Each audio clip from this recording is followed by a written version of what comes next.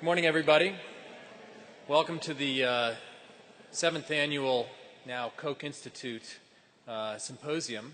It's a pleasure to have you all here to join us for what I'm sure is going to be an extremely exciting day of science and technology. To kick things off, I'd like to introduce MIT's president, Susan Hockfield. Since her very first days on campus, Susan has been a huge supporter of cancer research here at MIT and a major proponent, indeed a guiding force in the development of the new Koch Institute. So it's particularly appropriate that we start today's symposium by hearing a few introductory remarks from Susan Hockfield.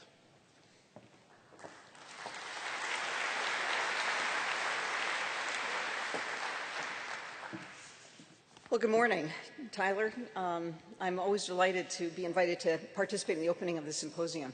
It's been an exciting couple of years for me and very exciting years for what is now the Koch Institute. I would say that every year there's huge anticipation around this symposium because it provides a window each year into the very best in cancer research. This year, with our focus on nanotechnology, I believe will be no exception to that. The roster of speakers is just fantastic. They all represent the frontier of work that draws on both biology and on engineering. We believe, clearly, that this kind of approach holds enormous promise for innovation and for new routes to understanding in biomedicine, certainly, but also across many other disciplines, including green energy. Now, with the program you have ahead, I will try to be brief, but I just want to give you a sense of why I'm so excited about cancer research, which I am, as Tyler indicated, and particularly excited about cancer research at MIT right now. Let me start by noting that we have a different name this year. Notice the symposium, while it's been part of MIT's intellectual fabric for decades, we do have our new name, the Koch Institute for Integrative Cancer Research. It marks an important new chapter in the history of cancer research at MIT. As many of you know, we broke ground for a new building at the beginning of March. It's right now just a big hole in the ground between the Stata Center and the Koch Biology Building. But it will be the new home for the David H. Koch Institute for Integrative Cancer Research. And while that's clearly good news for MIT, it's good news for our cancer biologists and for the engineers who've been making do in crowded laboratories. They've been scattered across campus, and those faculty who will move into the new institute, it's good news for them. But it's also good news for many researchers across MIT who will have access to the core technologies that will sit right at the heart, right in the center of the Koch Institute. But you might ask, why should the rest of us care that yet another new building is going up here? And I think we all should care, because I'm convinced that the Koch Institute, in the design of both the building and the organization, will help define and accelerate a whole new era in cancer research and, frankly, in biomedical research.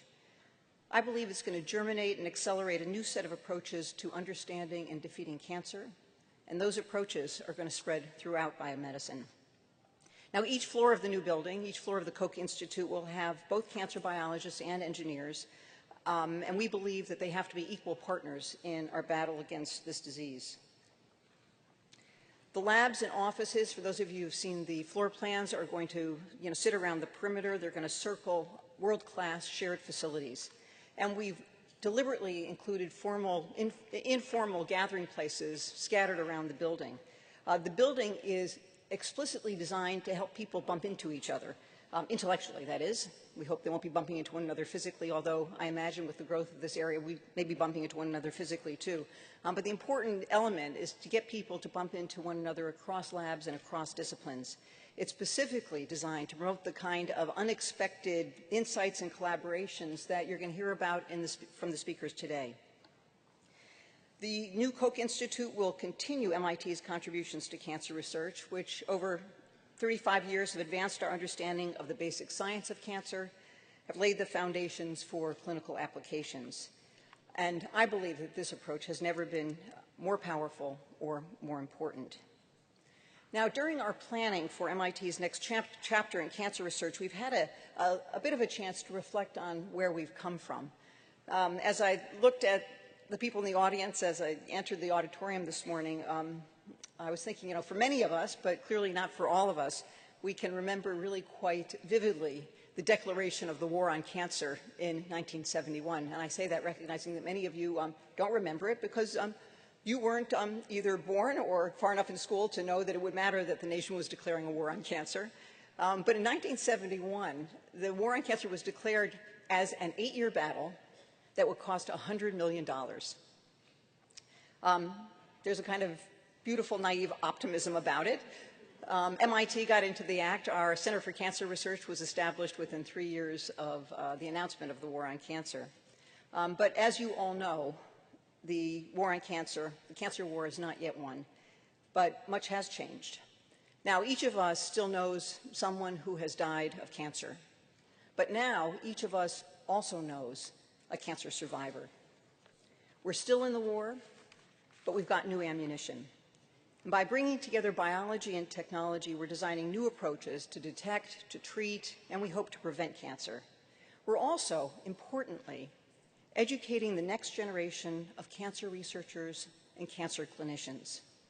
There is a lot of talk everywhere about crossing disciplines, about interdisciplinary research, but at MIT it is truly built into our culture.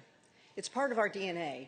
And we talk about it, tracing it back to one of the most incredible examples of discipline crossing, which was the RAD lab. Actually, it's funny now, the Radiation Lab was its full name, and it was set up here at MIT during World War II. The name Radiation Lab was designed to disguise what its purpose was. It wasn't about radiation, but it was about the development of radar. And in this real war that we were in, real physical war, World War II, the RAD Lab brought together the country's very best physicists and very best engineers to develop what became the war-winning technology. And today, we're bringing together extraordinary biologists and engineers to fight the cancer war. It's important to make note of the fact that the work of the Koch Institute draws on the innovative boundary crossing of our relatively new Department of Biological Engineering, itself a kind of crossroads, with a new undergraduate and graduate program. Now, as I travel around the country, speaking to people in government and industry, there are many who doubt the wisdom of continuing to invest to fight as formidable a foe as cancer. But I believe that there's reason to be confident. If you think about what's been accomplished over the last quarter century, we've effectively fought disease before, and I think we can do it again. And I would just offer 2 examples for us to consider as we start the symposium today. The first is heart disease. These are facts that are not generally known in the wider population, but they should be. Over the last 30 years, NIH has invested something on the order of $4 per American per year in cardiac research. The product of that investment has been a reduction in death from heart disease by 63%. It used to be that almost every other day you heard of someone dying of a heart attack. It's pretty rare now. Now, how was that accomplished? It was accomplished by investments in both biology and technology, by producing better drugs and better devices, better diagnosis and better treatment. And we're going to use this strategy, using both biology and technology, to advance our battle against cancer. The second example I would offer is AIDS. Certainly many of you remember that in 1980, HIV/AIDS didn't even have a name. Soon after that, it was projected that every hospital bed in every hospital in America would hold a dying AIDS patient.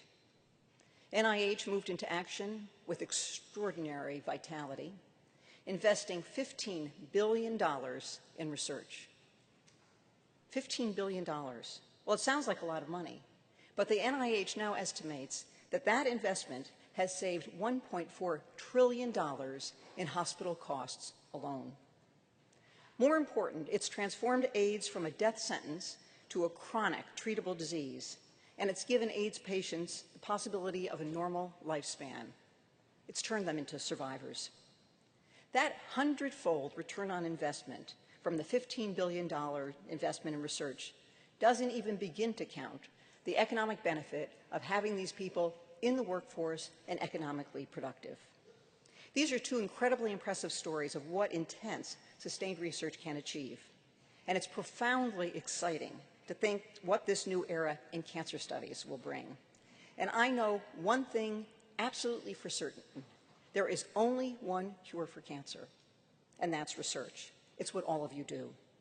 Once again, welcome to MIT. I hope that today's phenomenal program will catalyze many new avenues along the route to conquering cancer, and I can't thank you enough for joining us here on our campus. Have a fabulous day.